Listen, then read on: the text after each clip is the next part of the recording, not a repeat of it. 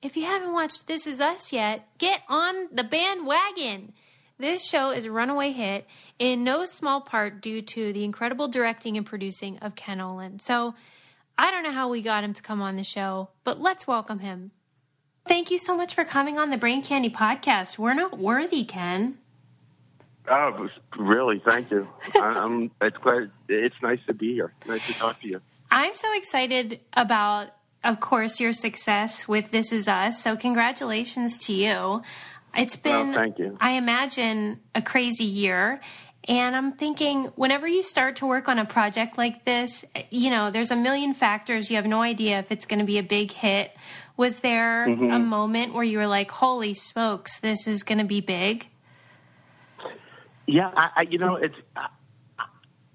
when I saw the pilot, they sent me the pilot to see if I would be interested in coming on and being an executive producer on the show and overseeing the directors and production. And I see a lot of pilots, and most of, sometimes, or the most you can hope for, you see a pilot and well, you think, okay, it has potential, it's a good cast, or, okay, I could see maybe this idea working out. And this was so unusual because I thought the pilot was so good. And not just because the writing's so good and because the cast was so good, the directing was so good, but because it seemed so, it was so confident in what it was. Often it takes a while for a show to find itself, for the cast to get really comfortable, for the style to settle in, and for the voices of the characters to be defined, all those things. And this it was so relaxed, and it was so confident. So I thought, wow, this is a really, really good pilot. I mean, the last pilot I think I saw that I thought was that good, that realized, that certain of itself was probably Alias, which was an entirely different pilot, but JJ certainly knew what he was about then. But I never anticipated that this would be that kind of a hit. I had been, I've done shows like this most of my career. I've been doing shows like this, and there's 3 or 4 years ago when Brothers and Sisters was done, maybe it was longer, God. Nobody was interested in this kind of show. You went around and you said, I have an idea for another kind of relationship drama, and people were, they were pretty certain that those kinds of shows don't make enough noise, as they would say then. Or I can't remember what, there's always like a word, there's like, it's got to pop, or it's got to make noise, or it's got to, and sizzle, I think was, and so this is, family dramas and relationship dramas didn't have it. So the fact that 3 or 4 years later, another show could come out and all of a sudden not just be successful, but be phenomenally successful. I didn't anticipate that. I don't think anybody anticipated that. I think everybody knew that it was really good, that the cast was really special, and that there was something that Dan Fogelman had done conceptually that gave it a feeling of scope, or made it feel a little more like a saga than just, basically another family drama. I don't think anybody thought it would captivate an audience that way. And our finale did phenomenally well.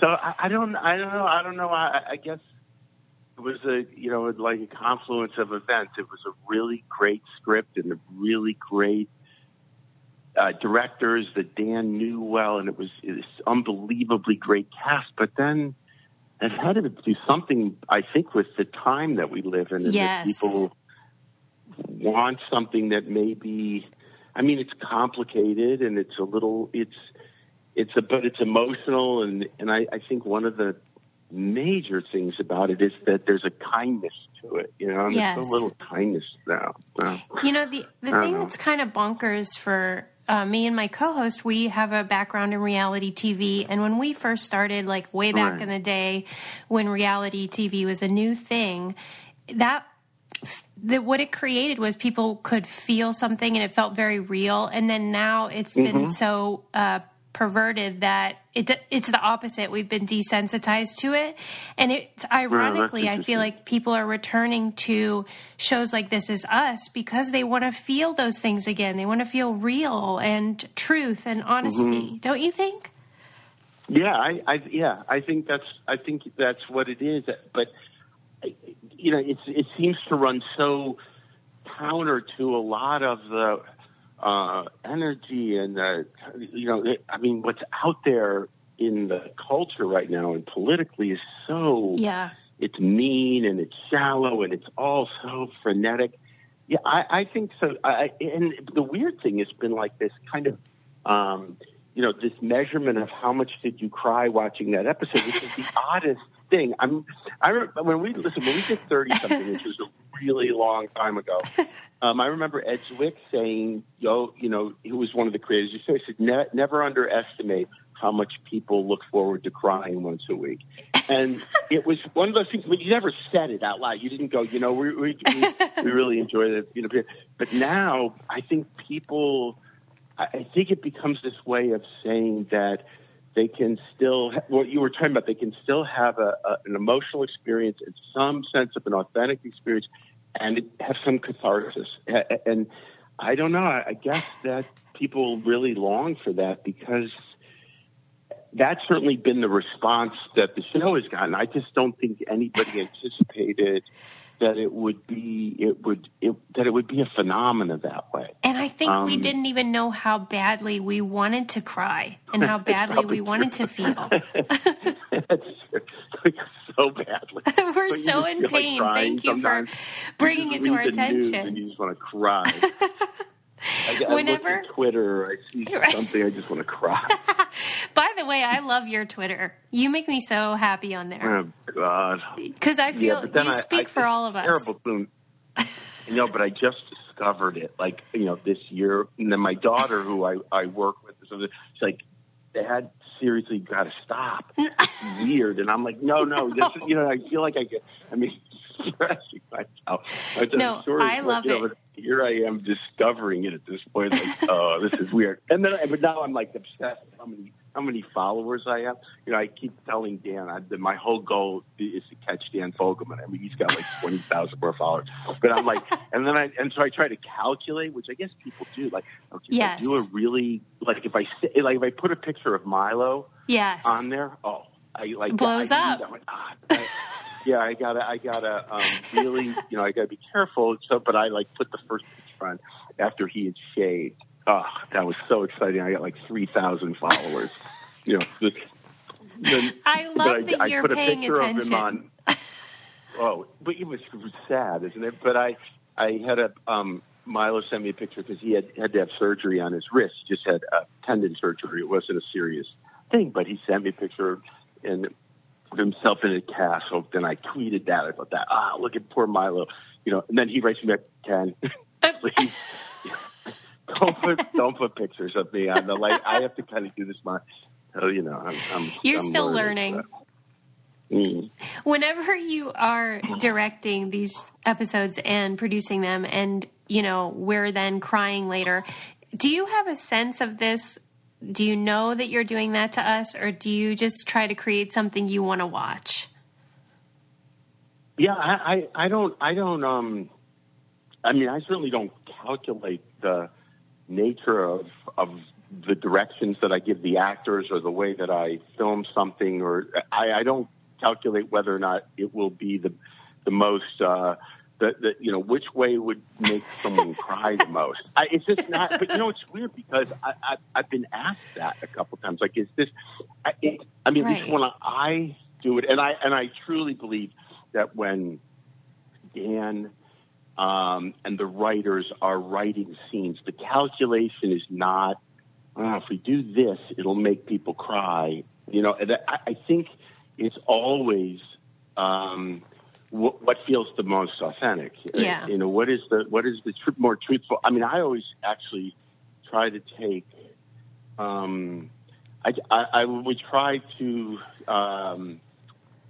create the most let's see, the most grown-up version of a scene. I try to make things the most thoughtful and grown-up version of any given scene, not the most sentimental. Oh. I think that there has to be some kind of a romantic in Dan or in myself. That I think there's fundamentally a kind of optimism or a hopefulness which may lend itself to I don't know, some quality in the scenes. But I always, and I try to, it bothers me when I see any of our scenes that have been directed or interpreted in ways that feel the most adolescent to me. I would rather figure out the smartest way to approach something and in some ways veer away from the sentimental or certainly, we really try to avoid that, which may be one of the reasons why it does touch people. Yeah. I think if it felt as if we were going for schmaltzy and we were in some ways telegraphing that, this is okay, start crying, I don't think people would. I think some of that restraint probably is what makes audiences open up because they feel some sort of empathy and need for the characters to open up. But I listen, when you have writing like this or you have acting like this, you don't have to worry about, okay, well, how do you find the emotion? And I think also the thing with our actors is all of the actors on the show, all of them are very available emotionally. Mm-hmm. That, sometimes I think for actors, crying, or just crying is a kind of I don't know if a badge of honor, but it makes as an actor, it makes you feel like you're feeling the scene. Like, okay, I cried, then I'm really in it, and that feels good, which is probably a product of kind of acting training that was happening, in the last century with Strasberg and stuff. If you're crying, then you're there, and I think that's something that even over the course of the season we've been really careful about modulating because I think I studied with this woman named Stella Adler, who was one of the great acting teachers, and she used to say to actors, look, if you're feeling 10, then you show 8 or 7. You don't ever show because once you're, as an actor, if you're showing 10, you're experiencing an emotional reality that very, very few people feel. And right. I think that was the thing, working a lot with the actors here. These are all people. There's no problem accessing the emotions of any of the members of our cast. It's they're all right there. It was early on figuring out, guys, we all come to work ready to go because I think they're also very, I think they all feel really intimately connected to their characters. So, they deeply empathize with them. And it was learning that, there has to be some restraint because none of these people are actors except for Justin, except for Kevin. Right. He's funny. But, it was funny with him because it was sort of the other way, when he and I started working, because in the pilot, he doesn't reveal, he's not vulnerable really in the same way. He's angry and he's hurt or scared, but he doesn't let you in the same way. And then in the second episode, which I directed, there's a scene where he calls his brother, and that was really neat. It was like working with him to really to reveal something, to open up that little bit. And that was kind of great. He sort of was the other way about it. I don't want to be a crybaby. And I was like, no, this will be good. It's always because you have been on camera so much, they maybe trust you more, or that brings something special to the scene. Yeah, I think it's part of it though. They're, I don't. None of them really know me from being an actor. How is that possible? All young. Well, because they're all young, and I haven't really done anything that any of them would be. I haven't really been. It's funny. I mean, I haven't really been an actor for, over 20 years. I mean, I've done some acting, and I would appear on something, especially like if I work with people that, are doing stuff that I worked with on Alias because they think it's amusing. Like they'll write, JJ wrote something for me to be on Alias because I was in prison. So I got, he put me in an orange jumpsuit. And it's just funny, it's like but these guys, they're all, they're like 40 to 30 and that's young. They don't know. It's very funny to me that we're doing a show that is in so many ways has qualities like 30-something. Yes. And Dan, I don't know if Dan's ever seen. He claims he's never seen it. How is that and possible? He's always teasing me because he's just teasing me. I think he's just teasing me. But he's only 40 or 41. It's like that was a long time ago. Yeah, but it was legendary. Well, there you go, guys. They're keeping you humble. That's sort of how they put me, like King Arthur. But it's I think they don't. They just it's not of their generation.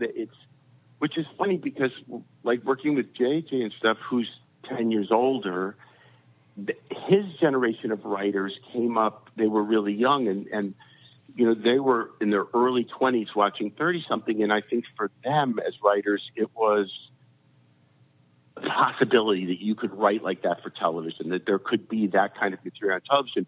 But for someone like Dan, he came up long after the show was on, and it just I don't think he really. Dan comes more from comedy writing, and I think more than anything for them, I speak in a way to actors that it's not foreign to me. I don't edit myself, and I'm not intimidated by actors, which a lot of directors are, and I think so. I think that kind of I'm confident and I'm comfortable with them, and I think more than anything, it relaxes them as actors, so they trust that. That's what I think comes through. This group to a person, they like to be directed. This is an incredibly, what you feel watching the show. You feel the humility and the warmth of these characters. That's genuine. I think that's one of the things I think that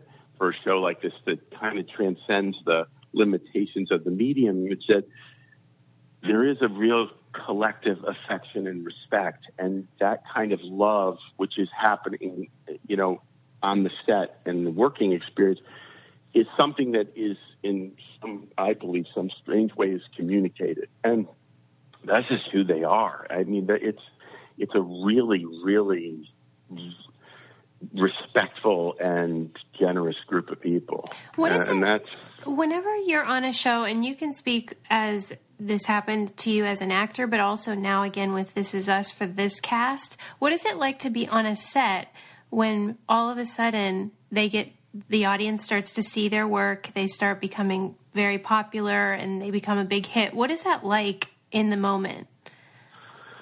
I think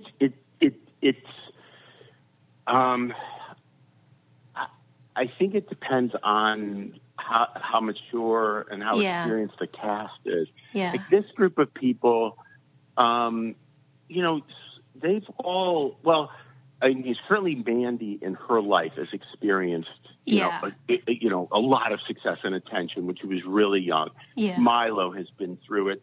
Sterling has been, Sterling is a real grown up and has been, it's been a really steady, slow rise to this place. Right. Justin has been, Justin's been on a soap opera, so he's gone through that. He's been on network TV. He's none of them are kids. I think for Chrissy, and I always talk to her because I worry about her a little bit, going, oh my God, here's this person who, has never experienced this kind of celebrity, anything close to it. And here's this person, what she does is that's a courageous thing she does. And we used to talk about that early on, and not in any way that there's no, it's not about, it's for someone whose character clearly has issues and they center around her appearance and her health and everything else.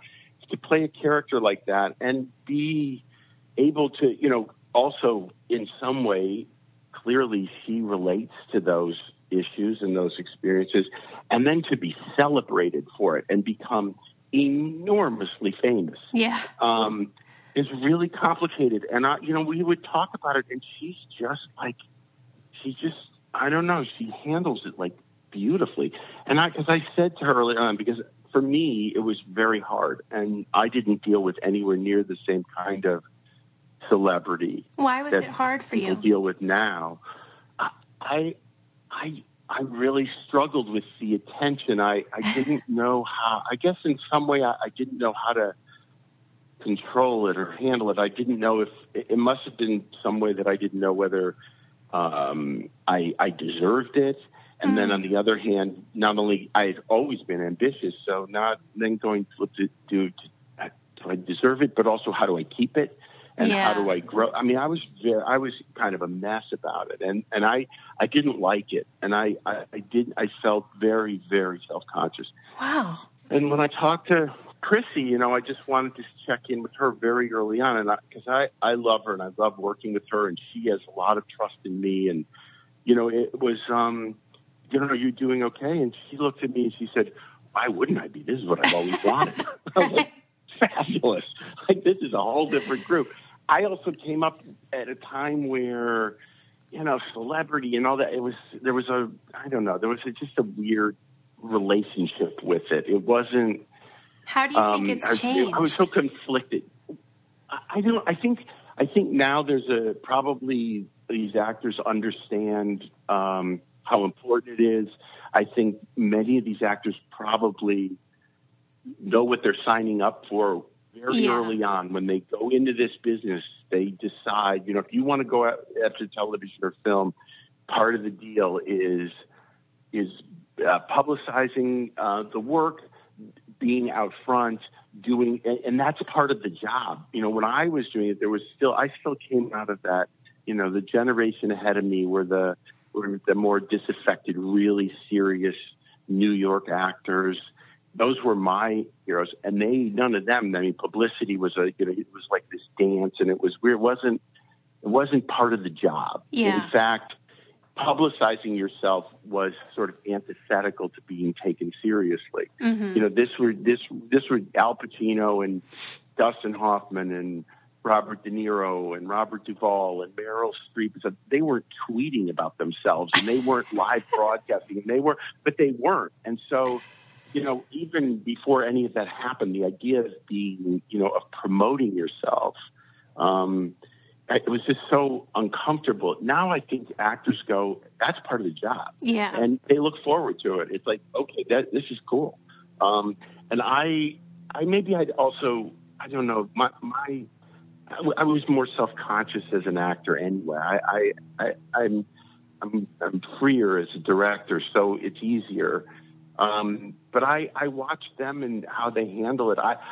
I think, and also I think because for Chrissy, she's around people who have been through it. I mean, Milo and Nancy and Sterling and Justin and Chrissy and Susan, they all handle this stuff beautifully. It's like I guess I always felt like, oh, that's weird. This is so dishonest. Like, I can't go out and be like all quirky and, it just, and I don't think they experience it like that. I think they experience it like, okay, this is the job, and they really like it. And I always felt maybe like you couldn't be taken seriously if that's what you were doing, as opposed to, no, this is part of taking the job seriously.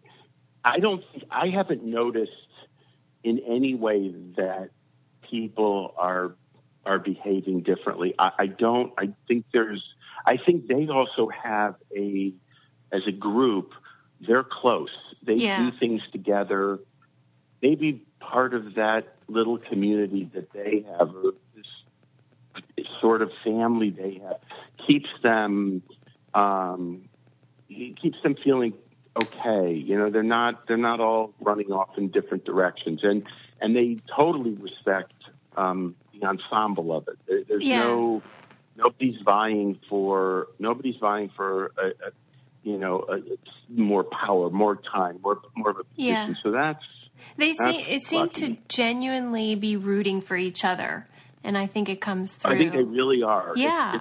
It's just, it doesn't feel like one of those things where there's only so much room at the top. I think they all feel like, oh, no, there's plenty of room for all kind of got here together. You know what I think is cool about you? So a lot of times, you hear this criticism from... What do you think is cool about me? Well, pretty much everything, but I don't want it to turn into like Chris Farley interviewing Paul McCartney, because it will. Oh, God. That's funny. Remember that time you did that? I don't think it will, but... Yeah. But what's really cool about you, I think, is that, you often hear this criticism from, conservatives that Hollywood is out of touch, this coastal elitism claim. And your show, and you in particular, I feel, you have such heart and so much humanity. And I just wonder if that's something that you aim to keep intentionally, or if it's just who you are. Or if you're just a jerk in reality. That's nice. Wow. That's so nice. No, it's true. That's what I think about you. Wow. I think I come from Chicago, but I come from the suburbs of Chicago. I guess that's I think the way I feel. Like when I sing, if you met Dan Fogelman, you would feel kind of the same thing. I mean, he's much odder than me, but he's from New Jersey. But I think it has to do with some sort of fundamental hopefulness, and I love that. Maybe it's just a little. Maybe that's what it is. It's probably naive in some places, but I think I've always had that. It's a little. I think it's just kind of romantic that way of like just faith and belief. I mean, I still get really emotional when I think the Democrats are going to win an election, but I mean, I like at the Olympics. But I think you really care. I do. I really do care. I really do. And I try, though, I try to do an honest version of it, though. I don't, it's not that I think you have to do I think when I see a lot, this is what I think about these kind of dramas. I actually think they're so hard to do. And when they're done really well, they feel so effortless. It's just like, wow, okay, that was real. Mm-hmm. But the problem is that I think people approach them and they feel an obligation for a realistic depiction of a relationship or a family, that it has to be imbued with some kind of false sentimentality.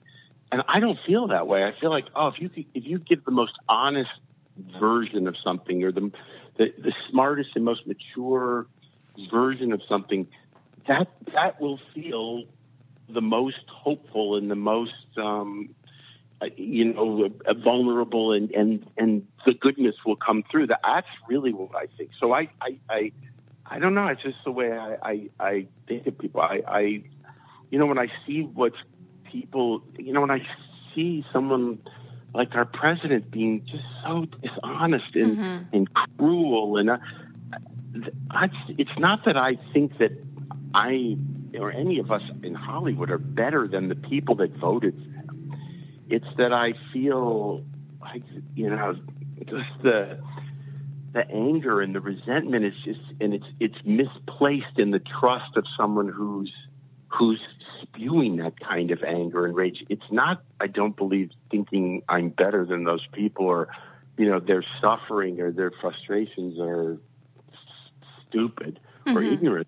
That I don't know. I guess I think you want the best for those people, and that he's not. I want the best for everybody. I don't think I have the answers, but I do think that there are people that behave as humanists, really. Yeah. And then I think there are other people that absolutely don't value people's lives. The only thing that I really hate, I guess, is cruelty. I really hate cruelty, and I hate cruelty to other people, and I do think that's I think that there's some of that, you know, there's a lot of anger, and it's translated into a kind of brutality and cruelty, and that feels like an energy that will fix things or something, and I don't believe that. So I do believe that what, you know, I was thinking about our show, and you know, what is the fundamental, the most salient characteristic of our show that captivates people and makes people love it. Why I think is kindness. I think it's kindness. I think that our characters, they get angry and they have their issues and they suffer and but I think at the end of the day, there's room for kindness on our show, and it's these little moments, and I believe that's the thing.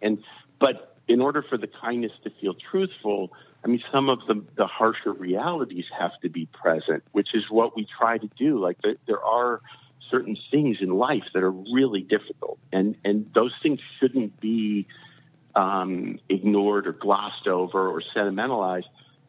But at the same time, that gives a little space for kindness. There was a scene, you know, where Randall he gets paralyzed. He's having his anxiety. In one of the episodes I directed, and he goes to this board meeting, and this guy's there, you know, who he's been competing with, and he's paralyzed. And there was this moment where Sanjay, the character Sanjay, reaches over and he takes the iPad and he takes over the meeting from him. And it was so important to all of us that moment is only about kindness. It's like, and that's the kind of optimism, you know. It's like, that moment is neither schmaltzy, nor is it opportunistic. It's just kind, and that, you know, there's room for that, man. If we could find some more room for that everywhere, right? And I think that's part of why the show is doing so well. Is that, like you said, there is this cruelty that's going on, and mean-hearted rhetoric. And I think people come and watch your show and feel redemption and optimism and hope and kindness, as you said. So you're doing a heck of a job. And it's not political. Yes. Yeah, and it's definitely not political. It's not meant to be, for sure. It's definitely not. I don't even know. I'm certain that all the characters on our show are not liberal Democrats. Right. I mean, right. But definitely not. It doesn't matter. It's only that we have to find our way back to some of that. Oh, my. For our book club, we read this book that you should read. It's awesome. It's called Hitmakers. And in the book, he talks about how even when we think we want to escape into a book or a movie or a TV show, we're always sort of looking for ourselves. And I think people, you know, with This Is Us especially, they feel like they're escaping, but then they see themselves in all the characters. Is there a character that you feel the most connection with? That's so interesting. That's a good question. I think the character I feel the most connection with is probably Rebecca. And that's, I think that, you know, and that may be that I certainly see a lot of aspects of my mom in that, and I see a lot of aspects of my wife in her. And, but also I've always been that's something, you know, I had that, when we did 30-something, I went directing Patty, my wife, or when I did Alias, I had this really close relationship with Jennifer Garner. And then working with Mandy, it's been like, oh, wow, where you know, and half the time I'm sure I'm not even saying intelligent things. You know, Jennifer and I got to a point after 4 years where she would just signal to me, come over. And I would come over, and I just knew that she just needed me to sort of talk in a general feeling way about what this scene was about. And Mandy I've got this relationship with Mandy where I just can, you know, even if I mess her up and I say something that's and she's an entirely different kind of actress, or, you know, Patty I could direct in these much loftier because Patty's so skilled, and Mandy's like a savant. I mean, Mandy has this talent that something goes in, it's like, oh my God. And so there, you know, I have that real connection with her. The thing that's been amazing for me, though, the other way this year has been this relationship I've developed with Milo. And that it's interesting because it has a lot to do with my daughter. My daughter is also my assistant, and she's becoming a director. And she talked to me for a long time about this. That yes, I'm very good with women. I always felt very comfortable, but while I'm not spending as much time with him, I'm not focusing the same way on Milo. And he wants it. Milo is an incredibly hardworking, dedicated actor. He's extraordinary. But I have never, his character is, in my mind, more working class. Yeah. He's not dexterous verbally. He's all these things, which was part of the thing. And intellectually, I would talk about that. I talked about it with the writers. We have to look for a way with his voice has got to be different than, he's surrounded by this whole family that they're all such smart talkers.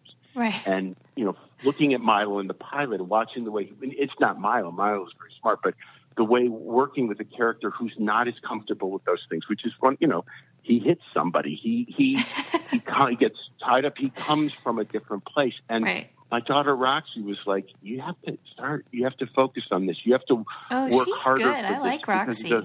Oh no, it was cool. Yeah. It was really cool. It was like, well, and she was like, no, this is this thing. But you have this, and yes, with Jennifer, but of course I'm sure that's into it. All my different daughters, but she's like, well, but Milo, he needs this, he wants this, and Milo and I, by the end of the year, had the most incredible working relationship, and that's the thing. One of the things I've gotten from this show, as much as anything else, as a director, is I feel like, I grew in my ability to work with men in a way that is as fulfilling and spontaneous for me as with women. And someone like Sterling, Justin, they're they were easy, and it's different. Milo is just hungrier. He's a different kind of person. They're so skilled, or they're as Milo is, but there was something about what he was looking for, and I wasn't as open to it. I think that's more. It was more what Roxy was saying about. But he's hungry for something. Yes. And you're not open to it. Oh, I love that. You're not that. open to him the same way. Oh, it was really interesting. It was cool. So when you asked me, I'm sorry, it's a very long way of saying, but when you asked me who I relate to, there's ways I started to relate to him. Yeah. And I would never have thought that. And yet by the end of the season, that fight scene that I don't know if you've seen it, but the fight scene that they do in the last episode, it's something so close. I so relate. Oh my God! But it took me a while to ever. I would never have thought that at the beginning of the year. The person, right. The character, and the actor who I really relate to the most, and that's just that was just a great thing, a growth that was just great for me. Well, you're doing an incredible job. I have one last question that we ask everybody, which is, what do you keep in the trunk of your car? I have a Cubs hat. That's it? That's yeah. I mean, I have a hybrid car. So I have the electrical, the plug. That's so cute that you're rooting for the Cubs. Plug in. That's all. And then I have a Cubs hat. I love that really so much. I'm kind of neat. It's all I don't ever. So I have a Cubs hat. That's it. Oh my God, that's so appropriate. You're a Chicago guy. Where are you? Where are you now? Where do I'm you in live? Los Angeles, but I'm from Pittsburgh, and also, you are? Yes, oh, and great. I was born in 1979, which is when the big three were born. And so me and all my friends are just dying about this show because everyone loves it, but it feels really special to us. Well, come visit sometime. My God, Ken, you're so stuck with me. This is ridiculous. We're going to be best friends. No, come visit sometime. They're great. That's great. And they're great people. I mean, so just let me know sometime you can come visit. Oh, my God. This is the best day of my life. And speaking for all people from Pittsburgh, we're glad when we get any representation. So, I know, thanks cool. for that. I like it. And I'm so not a Pittsburgh fan, you can imagine. Oh, my God. Being, being from Chicago, I know. I don't think so. Well, you guys But are way still, better. I We have an think it's close. underdog situation. Not, well. Well, yes, and my wife grew up in Grove City, Pennsylvania. No. So, she's like, yeah. So Pittsburgh, yeah. Oh, yeah, my Steelers, gosh, that's big time. crazy. But I'm like, Pittsburgh. You're horrible. No, I love you Pittsburgh anyway. Pittsburgh was tough. Yes. When I was growing up. Tough. Ken, Now will it's you all like, never, ever, ever quit making television because you have a gift. oh, thank you. That's really nice. Thank you so much. I love you. And hey, follow me on Twitter Well, because thank I'm you. mean to Trump too. No, I do follow you. No, you do not. Yeah, yes, I do. Hold it. I'm pretty sure I do. I'll follow you. We'll make it follow you happen. right now, and then I get some of your followers. All right, I'll tweet to you. You're the best. Thank you All right, so much let for me your know, generosity. Sometime in Los Angeles, we start up again in July. It's a date. Thank you, Ken. Okay. Bye-bye. Thank you very much. Bye.